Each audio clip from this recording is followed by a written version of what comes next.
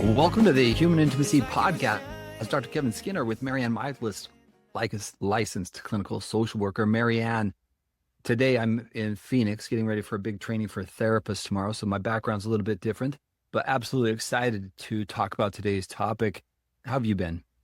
You know, Dr. Skinner, I'm really great. This morning I went out for my walk and it was biting cold. The sun was out, the skies were blue, and it was so cold and windy. And I realized I was like, this is like taking a cold shower and what it does to your nervous system, but it enlivens you. And I was just so grateful that I could be outside. I was so grateful to be alive and especially to be here because today we're talking about something. Can I lead in? Can I jump in there? Yeah, you lead in. I had a dry run at this earlier this week with one of my clients because we're talking today about empathy and compassion. And for my whole career, I've been teaching it wrong.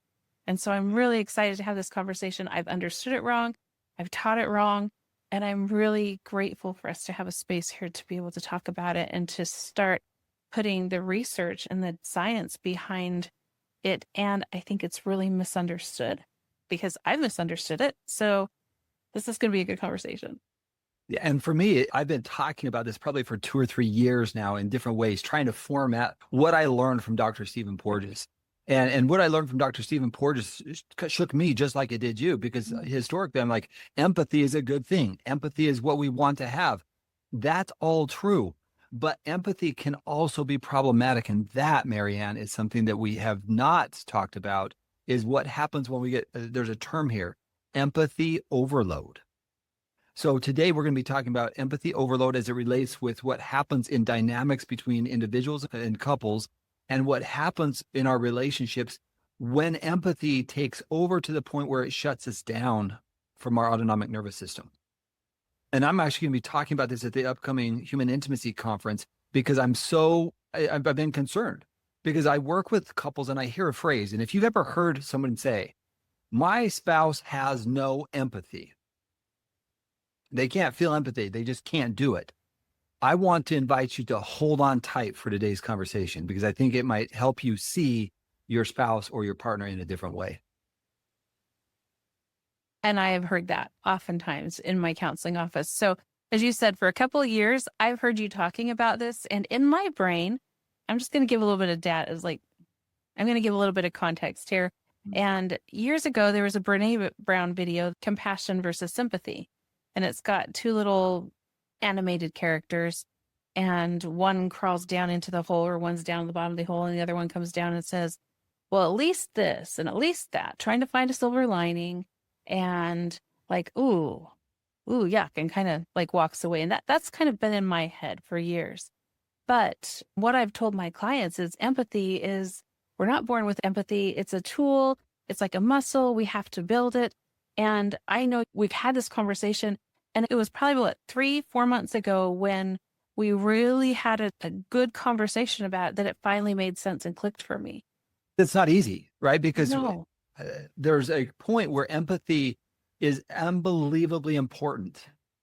And then there's a point where some people feel too much, empathy overload. And let me explain that to our listeners. Here's the concept in the most basic form. Empathy is a good thing until it's not. I want to clarify at least what finally clicked is you read some research from Dr. Porges. And what I understood from it was empathy is a natural, almost instinctive. It's a sympathetic response that we have. So when somebody is vomiting and I go, hey, that is my body reacting with empathy. It's not something conscious. It's not something cognitive that I pull up and I think about and I say, I'm going to practice this right here. This is my body's natural response to something that I'm seeing or experiencing in somebody else's, and it's emotional. And you're feeling it. You're experiencing it. You are having an emotional or physical response to, in that situation, someone throwing up. Or let's say somebody slams their finger in the door and you go instinctively, like this mirror neuron says, ow, that hurt. And it wasn't even your finger. I don't know if I can go here or not, but when you're viewing media, there are certain places where a male might get kicked. And every male in the room seeing it might go, oh, and there is like that cringe, that body pulls back, that I'm feeling what that person's feeling, or at least I am connecting with what they're feeling completely, and my body's responding. That is the empathy, and it's natural and it's instinctive, and it is our body. That's the part of the fight or flight system that our body's preparing. Am I fighting or fleeing? And we've moved to a new YouTube channel, the youtube.com/@human-intimacy.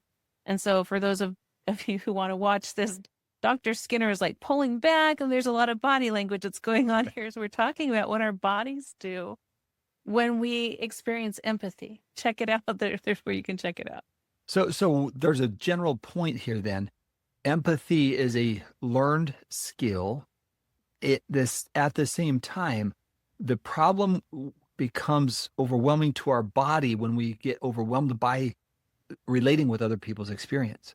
So Can you clarify that? Because I think you just said it's a learned skill, and my understanding, it's just intuitive, that it's just our body reacting. So both, you can't separate them out. So we learn to feel other people's pain. We learn to attend to it. Let me give I'm going to give two very specific examples.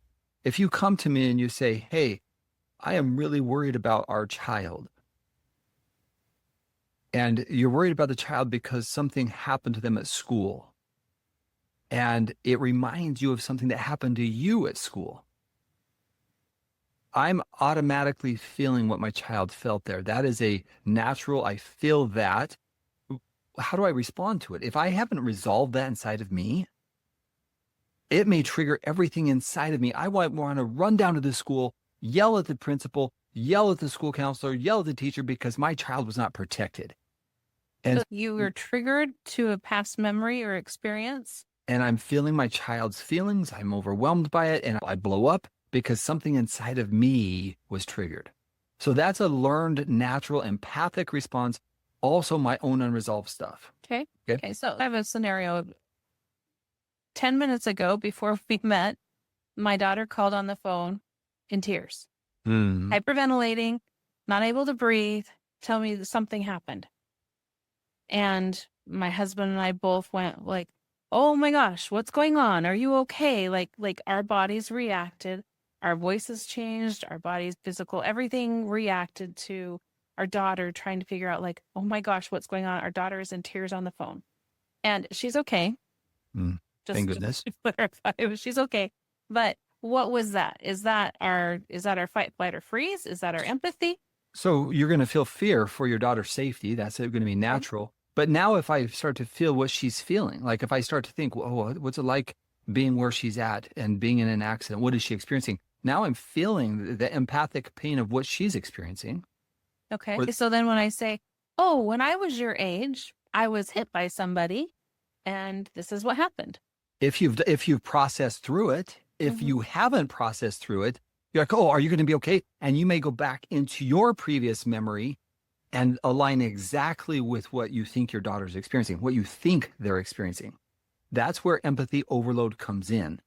So that's the cognitive part that you're talking about, that we learn from our own experiences. So there's the natural reaction part, and then there's like, here's where I've experienced that. I'm putting myself in those shoes just because I had that experience.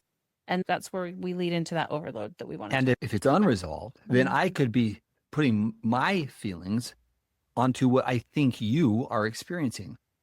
And if I haven't processed through whatever that is, say going down and yelling at the principal or fearing that my child's not going to be okay after a car accident, I may replay everything in my mind, what they should or what I think they should be going through, and I might not even be right. Because I have those intense emotions, I assume that you're experiencing it this way. So you'll often hear people say, I know exactly how you're feeling. Really? So what you're saying is our empathy then is really, a lot of it ties into our kind of like those first reactions that we have.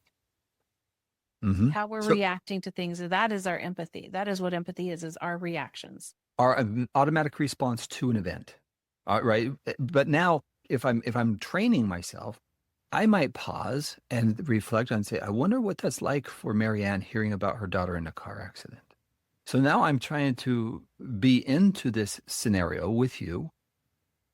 And here's the problem.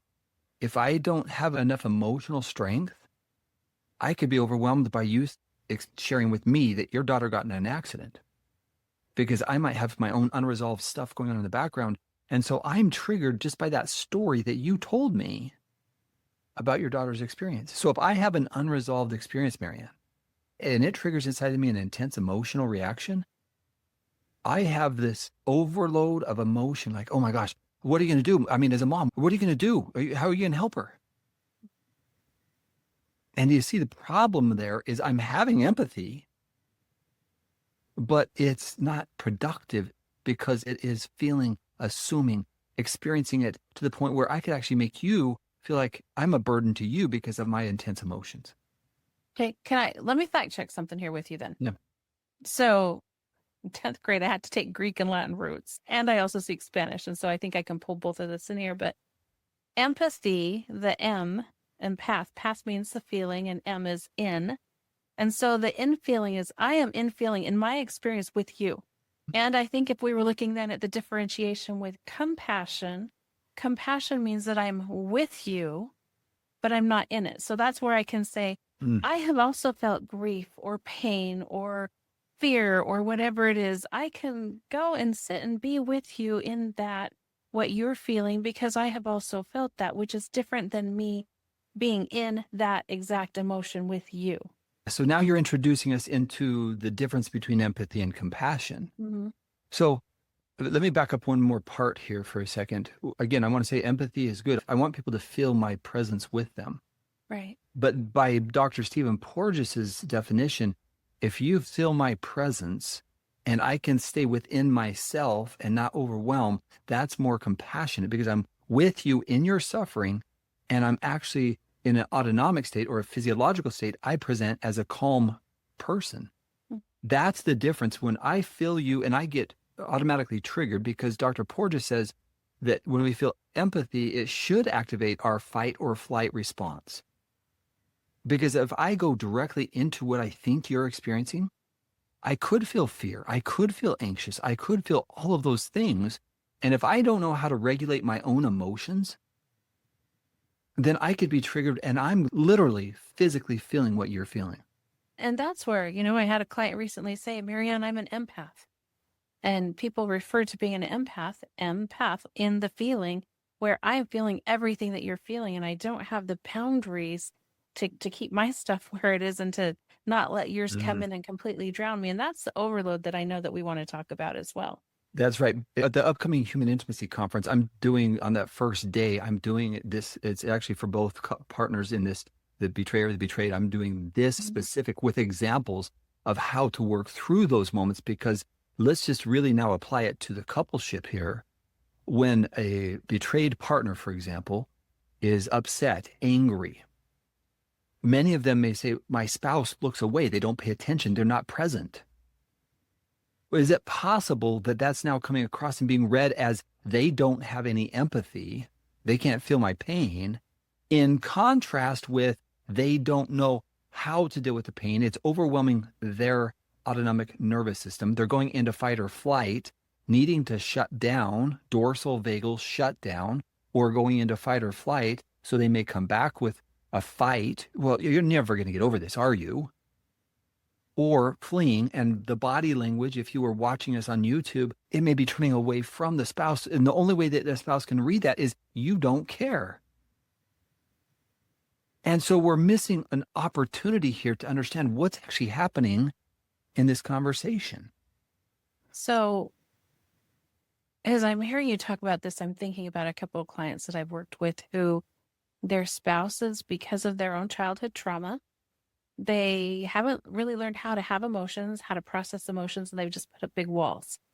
And so when their spouse comes to them and says like, hey, I'm going to be vulnerable with you, I'm going to share this, this is really important, to them that can feel really threatening. And I think that's what you're talking about, where I can't handle what you're bringing to me emotionally. I just don't even have the ability or the capability to feel it. It's so overwhelming to me.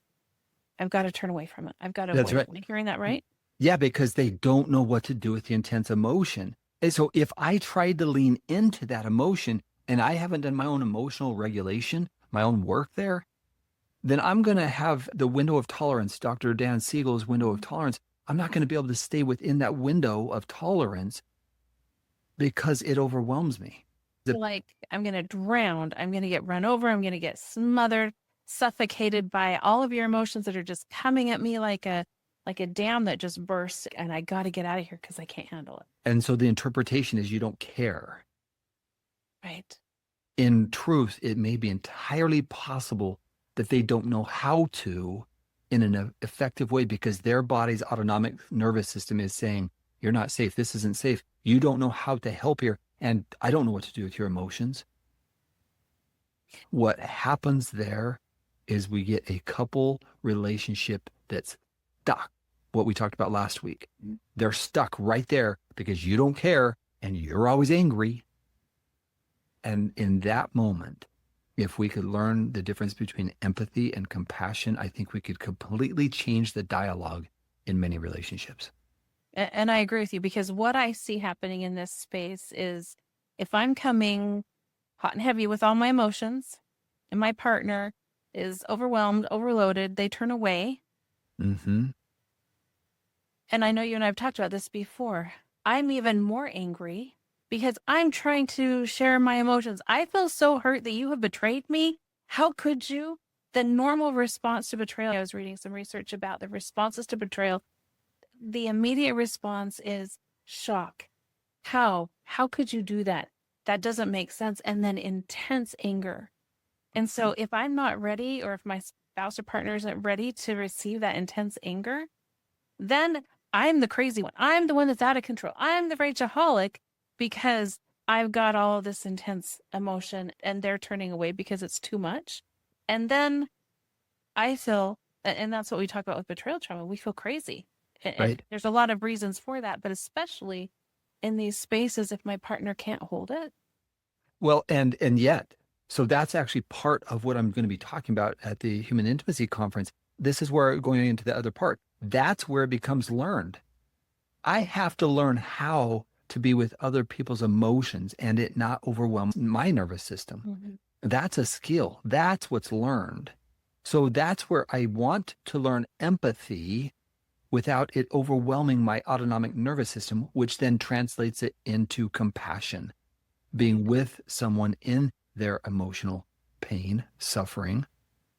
And that's the shift, shifting from a place where it overwhelms me to a point where I can be in your presence and I can be in me and with you.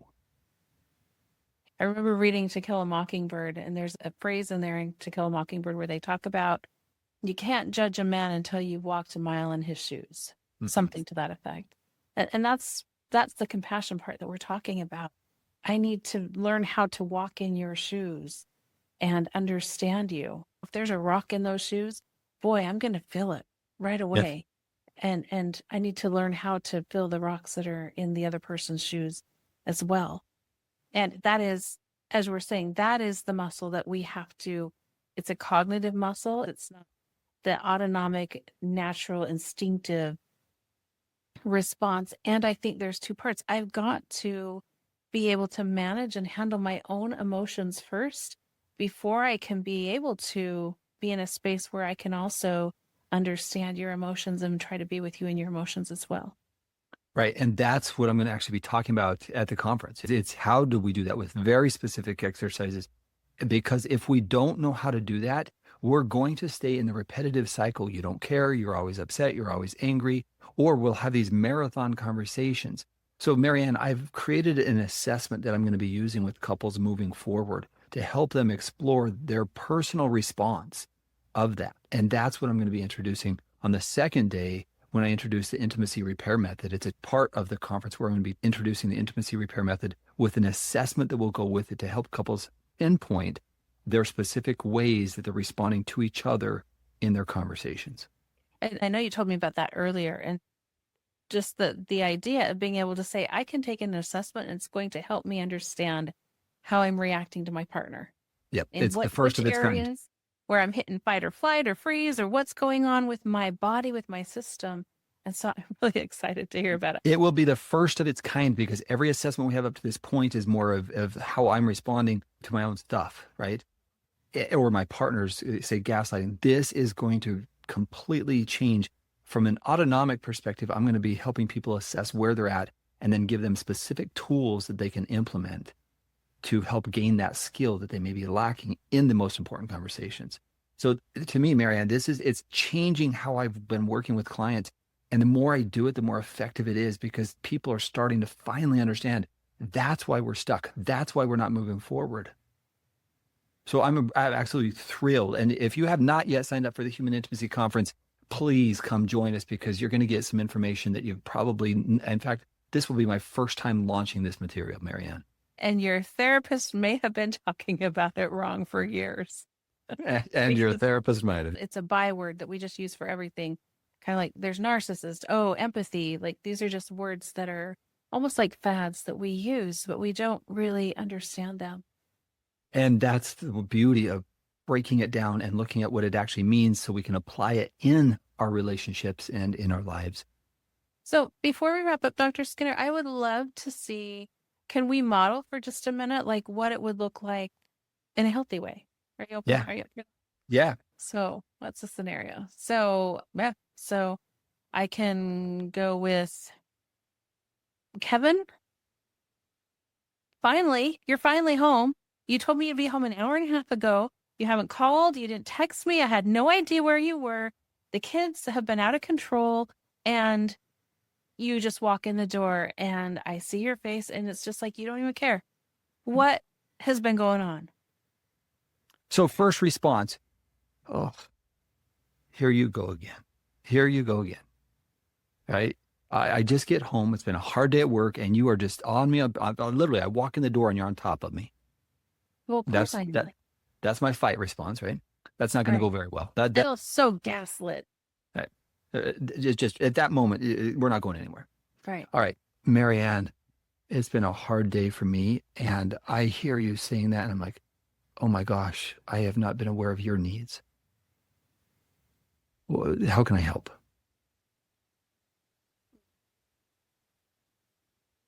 I'm still not there yet, Dr. Skinner. That's okay. What do you need?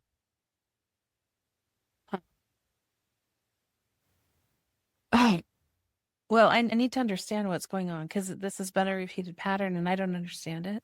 But I feel so overwhelmed and frustrated. I need to know what's been going on.